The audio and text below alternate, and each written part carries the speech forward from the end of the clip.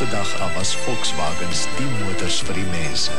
Dit volop deeglik deurdagte Duitse ingenieurswese vir jou veiligheid, vir jou gemak, vir jou gemoedsrus, maar bovenal vir jou pret.